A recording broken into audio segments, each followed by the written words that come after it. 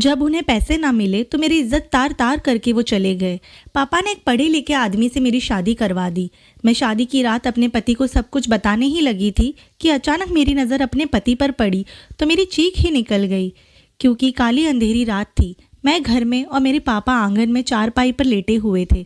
बादल इतने काले थे कि ना चांद नज़र आ रहा था ना ही सितारे।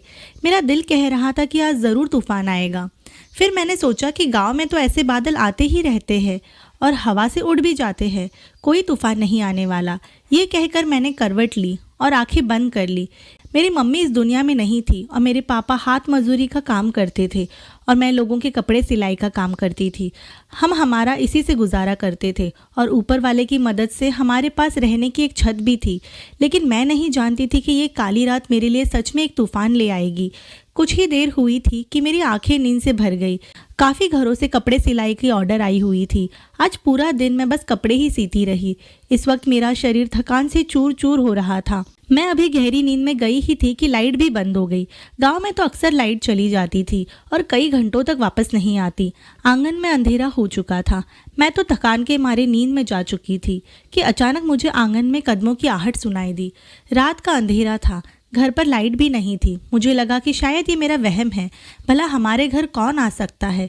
लेकिन नहीं, मुझे लगा जैसे कोई चलता हुआ मेरे करीब आ रहा है। जाने क्यों मेरा दिल जोर जोर से धड़कने लगा। मेरा शक सच साबित हुआ। मेरा अंदाज़ा गलत नहीं हो सकता। सच में आंगन में कोई था। कदमों की आहट जैसे जैसे मेरे करीब से जा रही थी, मैं डर के मारे मेरी जान निकल रही थी। कौन था जो हमारे घर में कूदा था? और शायद वो 3 आदमी थे। एक ने कहा, अच्छा है कि लाइट भी जा चुकी है, अब जल्दी जल्दी से घर की तलाशी लो। लेकिन रात का सन्नाटा और लाइट भी बंद, उस पर अंधेरा और शायद वो लोग मेरे पास ही खड़े बात कर रहे थे। अब तो कोई शक नहीं रहा, सच में कोई चोर हमारे घर में घुस आया था। लेकिन हमारे घर में तो चोरी करने जैसा कुछ भी नहीं था। आहट मुझे अपने पास से दूर होती सुनाई दी। शायद वो हमारे अंदर के कमरे में जा चुके थे। मुझे बातों की आवाज़ आने लगी। तभी किसी ने मेरा हाथ पकड़ा। इसके पहले कि मैं चिल्लाती, उसने मेरे मुंह पर हाथ रख दिया। तो वो मेरे पापा थे। धीरे से मुझे बोले, शायद चोर आए हैं। तो मैंने कहा कि पापा, हमारे घर में चोरी करने वाली क्या चीज़ है जो वो चुरा कर ले जाएंगे? जब कुछ नहीं मिलेगा तो चले जाएंगे। लेकिन मेरे पापा बहुत ही ज़्यादा डर गए थे। मेरे पापा कांपने लगे। मैं धीमी आवाज़ में पापा को समझा रही थी कि कुछ नहीं होगा कि वो 3 नौजवान कमरे से बाहर आ गए। उन्होंने टॉर्च लाइट हम पर डाली। हमें चारपाई पर बैठा हुआ देखा तो वो फ़ौरन तेज़ कदम से बढ़ते हुए हमारे पास आ गए। हम बाप बेटी की जान उस वक्त हलक में आ गई थी। मेरे पापा की उम्र हो गई थी। उनमें इतनी ताकत कहाँ कि वो एक साथ 3 नौजवानों का सामना करे। जब पिस्तौल उसने हम पर तान दी और कहने लगे, खबरदार, जो तुम दोनों की जुबान से एक लफ्ज़ भी निकला, तू चल बुढ़े, जो कुछ जेवर और पैसे तुम्हारे पास है हमें निकाल कर दे। पापा उनसे मिन्नतें करने लगे कि हमारे पास कुछ नहीं है बेटा, जैसे हो वैसे ही चले जाओ, हम दोनों बहुत गरीब हैं, लोगों के कपड़े सिलाई करके अपना पेट पालते हैं। तीनों नौजवान ने रुमाल से अपना चेहरा छुपा रखा था। एक ने दूसरे से कहा, छोड़ो यार, वापस चलते हैं। पूरा कमरा तो तुमने छान मारा है, एक पाई तो मिली नहीं। लेकिन जिसने पिस्तौल तानी थी उसकी नज़रें बस मुझ पर ही थी। टॉर्च भी उसी के हाथों में था। मेरे पापा ने जब उस नौजवान को अपने बारे में बोलते हुए सुना तो कहने लगे, हाँ हाँ बेटा, चले जाओ, हम गरीबों के पास कुछ नहीं है। लेकिन जिसके हाथ में पिस्तौल थी वो नौजवान मेरे पापा के करीब आकर कहने लगा, अबे बुढ़े, अब तक 50 घरों की चोरी कर चुके हैं हम, और आज तक कभी ऐसा नहीं हुआ कि खाली हाथ लौटे हों। मेरे धंधे का ये उसूल है, या तो पैसे और जेवर निकाल के दे या फिर। ये कहकर वो दरिंदगी की हंसी हंसा। फिर पलटकर मेरी चारपाई के पास आया। मैं डर के मारे जरा सा पीछे हटी तो उसने मेरी जुल्फों को अपने पिस्तौल से मेरे चेहरे के पीछे किया। कहने लगा, वरना तेरी ये बेटी इस रात की कीमत चुकाएगी। ये सुनना ही था कि मेरे पापा की आवाज़ बुलंद हो गई। मुझे तो लगा कि जैसे आसमान मेरे सिर पर गिर गया है। मेरे पापा मेरी बेटी से दूर रहो कहकर उन लोगों से हाथापाई करने लगे, पर वो लोग 3 थे, उनके सामने मेरे पापा टिक नहीं पाए। 2 लड़कों ने पापा को कसकर पकड़ा और तीसरा मेरी तरफ बढ़ने लगा।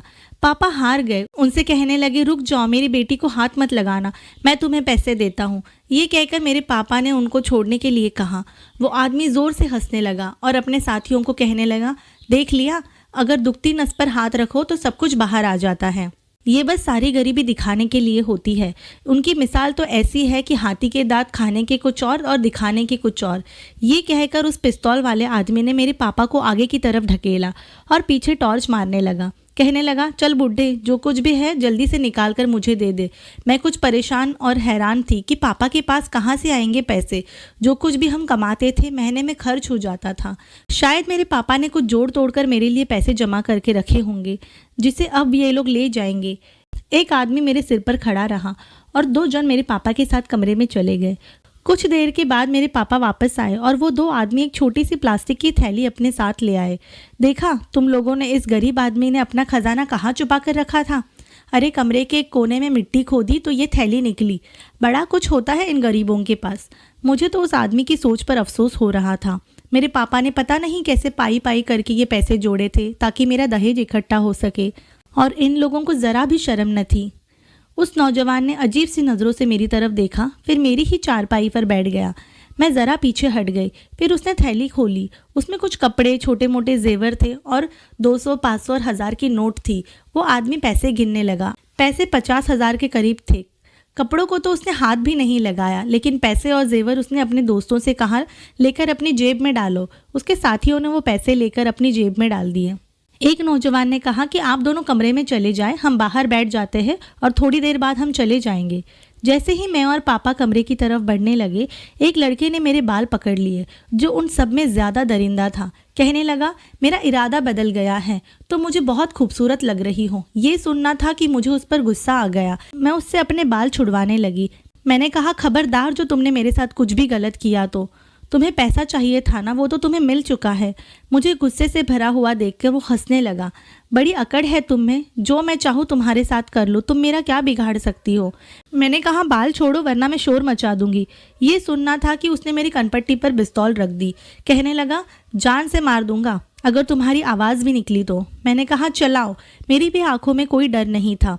जो कुछ वो मेरे साथ करना चाहता था उससे बेहतर था कि वो मुझे गोली ही मार देता। तभी उसका एक साथी आगे बढ़ा और कहने लगा, चल यार, अब निकलते हैं यहाँ से। हमें पैसे मिल गए हैं, ये सब करने की कोई ज़रूरत नहीं है। उसी वक्त बिजली चमकी थी और उस भले आदमी का रुमाल उसके चेहरे से हट चुका था। बिजली की रोशनी में मैं उसका चेहरा देख चुकी थी। मेरी बेखौफ आंखें देखकर उस दरिंदे ने झटके से मुझे अपनी करीब किया और कहने लगा, ऐसा मौका बार बार नहीं मिलता। तुझे कुछ नहीं करना तो तू साइड हट जा, और अब देख इसके साथ मैं क्या करता हूँ। लड़की, तुम खुद मेरे पास आओगी। मेरे पापा उसकी मिन्नतें करने लगे कि मेरी बेटी को कुछ मत करना, ये मेरी ज़िंदगी का एक ही सहारा है। तुम्हें जो चाहिए था वो मैं तुम्हें दे चुका हूँ। मेरी ज़िंदगी की सारी जमा पूंजी तुम ले चुके हो। प्लीज़ मेरी बच्ची को माफ़ कर दो। अगर तुम्हें इसकी कोई बात बुरी लगी हो तो मैं तुमसे माफ़ी मांगता हूँ। वो दरिंदा पीछे हटकर मेरे पापा के पास चला गया और पिस्तौल मेरे पापा के सिर पर रख दी और कहने लगा, तो तुम मेरी ख्वाहिश पूरी करोगी या फिर अपने पापा को मरते हुए देखोगी? बोल लड़की, तुझे क्या मंजूर है? बिना शोर शराबा किए अगर तुम कमरे में चली गई तो तुम्हारे पापा की सांसें बच जाएंगी, वरना जहाँ मैंने 4 खून किए हैं वहाँ 5वां तुम्हारे पापा का कर दूंगा। मैं पत्थर हो चुकी थी। मेरे पापा कहने लगे, बेटा इसकी बात मत मानना, इससे बेहतर ही कि मैं मर जाऊं। प्लीज़ इसकी बात मत मानना। मेरी माँ के चले जाने के बाद मेरे पापा ने बड़ी तकलीफ़ों से मुझे पाला था। खुद भूखे रहते थे लेकिन मुझे खाना खिलाते थे। मैं नहीं जानती थी कि ज़िंदगी में मुझ पर ऐसा भी कभी वक्त आएगा कि मुझे अपने पापा के एहसान का बदला इस तरह देना पड़ेगा। मैंने कहा कि मुझे तुम्हारी हर बात मंजूर है, मेरे पापा को कुछ मत करना। मैं जानता था कि तुम मान ही जाओगी, और ज़ोर ज़ोर से हंसने लगा। कहने लगा कि बस निकल गई सारी अकड़। ये कहकर उसने मेरे पापा के सिर पर पिस्तौल हटाई और 2 जन मुझे कमरे में ले गए। उन तीनों में से एक लड़का उन्हें समझाता रहा, पर उन्होंने उसकी बात ना सुनी और उसे मेरे पापा पर नज़र रखने के लिए बाहर छोड़ दिया। कुछ घंटे बाद वो लोग जा चुके थे। रात की काली सिहाई मेरी इज्जत को नीलाम कर चुकी थी, लेकिन मेरी आंखों से एक आंसू नहीं टपका था। मैं पत्थर की तरह बन चुकी थी। मेरे पापा फूट फूट कर रो रहे थे। कह रहे थे कि अगर मुझे पता होता कि तुम्हें मेरी ज़िंदगी की ये कीमत चुकानी पड़ेगी तो मैं मर जाता। मैंने कोई जवाब नहीं दिया। मुझे लगा जैसे मेरे पास शब्द ही खत्म हो चुके हैं। मैंने उन तीनों में से एक आदमी का चेहरा ही देखा था, वो भी बस एक ही बार, पर ऐसा लगा जैसे उसका चेहरा मेरे दिमाग में छप गया है। मैं खामोश थी, लेकिन मेरा दिल अंदर से दहाड़े मार मार कर रो रहा था। मेरे दिल से उन लोगों के लिए बस बद्दुआ ही निकल रही थी। काली रात का अंधेरा तो सुबह के सूरज ने रोशनी में बदल दिया, लेकिन मेरी किस्मत की सियाही शायद कभी नहीं मिल सकती थी। लेकिन मेरे पास मेरे पापा के अलावा और कोई नहीं था। सुबह मेरे पापा बुखार से तप रहे थे और बस रोए जा रहे थे। मैंने कहा कि प्लीज़ पापा, क्यों खुद को कोस रहे हो? जो कुछ हुआ उससे बुरा ख्वाब समझकर भूल जाओ। अंदर से टूट तो मैं भी चुकी थी, लेकिन अपने पापा को अगर हौसला ना देती तो वो शायद मर जाते। जो हम पर बीता था वो गम कुछ कम न था, लेकिन मेरे पापा को मुझे ना बचा पाने का गम खाए जा रहा था। कहने लगे कि नहीं, मैं जीना नहीं चाहता, मुझसे अब ये बर्दाश्त नहीं हो सकता। मैंने कहा कि पापा ऐसा मत कहिए, मैं किसके सहारे जीऊंगी? वक्त के साथ जख्म भर जाते हैं, पर यह सिलसिला था जो खत्म होने की बजाय हमारे लिए बढ़ता ही जा रहा था। मैंने दोबारा से सिलाई शुरू कर दी थी और इस बात का जिक्र कभी किसी से नहीं किया कि हम पर उस रात कैसी कयामत टूटी थी। अभी 1 महीना ही गुजरा था कि मेरी तबीयत खराब होने लगी। मेरा सिर चकराने लगा, जी मचलने लगा। ये सब देखकर तो मेरे पापा के होश उड़ गए थे। पापा ने हमारी पहचान की दाई को बुलाया। उसने घर पर ही इस बात की तहकीकात की और खबर निकली जिसका डर था, मैं प्रेग्नेंट हो चुकी थी। मेरे पापा फूट फूट कर रोने लगे। दाई के आगे हाथ जोड़कर कहने लगे कि ये बात किसी से भी मत कहना। दाई ने कहा कि इसका ऑपरेशन करवा दो। पापा कहने लगे कि हॉस्पिटल में आजकल बड़ी सख्ती है, डॉक्टर कभी भी ये काम नहीं करेंगे। अगर मान भी गए तो बहुत पैसे मांगेंगे और मेरे पास इतने पैसे हैं नहीं उनको देने के लिए। मुझे अपने आप से नफरत होने लगी थी। बड़ी मुश्किल से मैं उस हादसे को भूल रही थी और अब ये सितम कि उस दरिंदे के बच्चे की माँ बनने वाली थी। एक दिन वो दाई हमारे घर आई। पापा ने उसे मेरे लिए रिश्ता ढूंढने के लिए कहा था। दाई कहने लगी कि मेरे पास एक रिश्ता है, लेकिन मेरे पापा ने इससे ज़्यादा कुछ भी नहीं सुना और तुरंत हाँ कर दी। वो कहने लगे कि शादी 7 दिनों के अंदर हो जानी चाहिए। उस औरत के जाते ही पापा कहने लगे, मेरे पास और कोई दूसरा रास्ता नहीं है। इस पाप को छुपाने के लिए तुम्हारी शादी हो गई तो किसी को भी कुछ खबर नहीं होगी और इस बच्चे को भी बाप का नाम मिल जाएगा, इसीलिए तुम शादी से मना मत करो। मैं चुप हो गई। 7 दिन बाद मेरी शादी हो गई। मैं तो ये भी नहीं जानती थी कि जिससे मेरी शादी हुई है उसके घर में कितने लोग हैं। घर पहुंचे तो घर के बाहर ताला लगा हुआ था। मैंने अब तक अपने पति को देखा भी नहीं था। उसने घर का ताला खोला। मैं उसके साथ में ही उसके घर में दाखिल हुई थी। मैं दुल्हन बनी अपने कमरे में बैठी अपने पति का इंतजार कर रही थी, लेकिन मेरे दिल में बहुत डर था कि कहीं हो सकता है वो मेरी सच्चाई को न जान जाए, फिर तो शायद वो मुझे धक्के देकर अपने घर से निकाल देंगे। मैं सोच रही थी कि मैं झूठ से अपनी ज़िंदगी की शुरुआत नहीं करूँगी। मेरा पति मेरे सामने बैठ गया। मैं सोच चुकी थी कि ये कड़वा घूंट पी लेना ज़्यादा बेहतर है। शायद हो सकता है कि वो मेरी तकलीफ़ और मजबूरी समझ जाए। जैसे उसने मेरा घूंघट उठाया, उसे देखकर तो मेरा रंग फीका पड़ गया। उसकी उम्र लगभग 50 लग रही थी। वो फौरन पीछे हट गया और कहने लगा, तुम तो बहुत कम उम्र की लड़की हो। मैंने तो उस रिश्ते वाली औरत से कहा था कि कोई बेसहारा औरत हो तो बताना। मुझे तो एक समझदार औरत की ज़रूरत थी जो मेरा घर का ख्याल रखे और मेरा भी। मैं किसी लड़की की ज़िंदगी बर्बाद नहीं कर सकता। मुझे माफ़ करना, अगर मुझे पता होता कि वो औरत तुम जैसी कम उम्र की लड़की के साथ मेरी शादी करा देगी तो मैं कभी भी तुमसे शादी नहीं करता। मैंने कहा, कोई बात नहीं, मुझे इस रिश्ते पर और इस शादी से कोई एतराज़ नहीं। मैं आपका वैसे ही ख्याल रखूंगी और करूंगी जैसा कि आप सोच रहे हैं, लेकिन इससे पहले कि आप मेरे साथ कोई भी रिश्ता कायम करें, मैं आपको कुछ सच बताना चाहती हूँ। मैंने उन्हें अपनी सारी आप बीती बताई। ये भी बता दिया कि मैं पेट से हूँ। इसके पहले कि वो मुझे कुछ कहते, बाहर मेन गेट का दरवाज़ा बड़ी ज़ोर से बंद होने की आवाज़ आई। मेरा पति चौंक गया, फिर घड़ी की तरफ देखा। उनके चेहरे का रंग बिगड़ने लगा था। अचानक से हमारा कमरा किसी ने बड़ी ज़ोर से खटखटाया। मेरे पति कहने लगे, शायद मेरा बेटा आया है। जैसे ही उन्होंने दरवाज़ा खोला, सामने खड़े उस लड़के को देखकर मैं तो आंखें झपकाना ही भूल गई थी। वो लड़का भी पत्थर का हो गया था। पति ने उससे कहा कि ये तुम्हारी नई माँ है। ये सुनकर तो उसके चेहरे का रंग पीला पड़ गया। ये वही 3 चोरों में से एक लड़का था जो उन्हें मेरी इज्जत लूटने से मना कर रहा था। मेरा सिर चकरा गया। मैं सोच भी नहीं सकती थी और सोचने समझने की काबिल भी नहीं थी। मेरे पति कहने लगे, ये मेरा बेटा है, यही रहता है। कई बार समझाया कि कोई काम वगैरह कर लो, लेकिन ये नहीं सुनता। दिन रात बस आवारा लड़कों के साथ घूमता रहता है। उसे मेरी भी कोई परवाह नहीं, वरना मैं अपनी शादी की वजह इसी की शादी करा देता। लेकिन जब ये कोई काम ही नहीं करता तो क्यों कोई लड़की इससे शादी करके अपनी ज़िंदगी बर्बाद करेगी। मैंने दोनों हाथों से अपना सिर पकड़ लिया। मैंने कहा, जो बात मैंने आपको बताई, उन तीनों लड़कों में से आपका लड़का भी शामिल था। उन लोगों ने मेरी ज़िंदगी बर्बाद कर दी और मेरे पेट में इसके किसी दोस्त का नाजायज़ बच्चा है। मेरी बात सुनकर वो लड़का ज़मीन पर बैठ गया। उसके पापा उसे बुरी तरह पीटने लगे और कोसने लगे। तो ऐसे काम करता है, लड़कियों की ज़िंदगी बर्बाद करते तुझे शर्म नहीं आती? वो लड़का रोने लगा। किस्मत का खेल देखो, जिसने मेरी ज़िंदगी खराब की थी, आज मैं उसी के घर में उसके बाप की पत्नी बनकर आई थी। मैंने कहा, जो जुल्म उस दिन तुम लोगों ने मेरे साथ किया था, मेरे अंदर एक नाजायज़ बच्चा पल रहा है जिसे कल को नाम तुम्हारा बाप देगा। ये सुनकर उसका रंग सफ़ेद पड़ गया। वो मुझसे पीछे हट गया। मैंने कहा, मैं दुआ करती हूँ कि मुझे बेटी हो, और जो तुम लोगों ने मेरे साथ किया कल वो तुम्हारी बेटी के साथ भी। प्लीज़ चुप हो जाओ। उसने अपना सर अपने दोनों हाथों में जकड़ लिया, अपने बाल नोचने लगा, घुटनों के बल बैठकर फूट फूट कर रोने लगा, कहने लगा, ये मुझसे क्या हो गया, ये मैंने क्या कर दिया।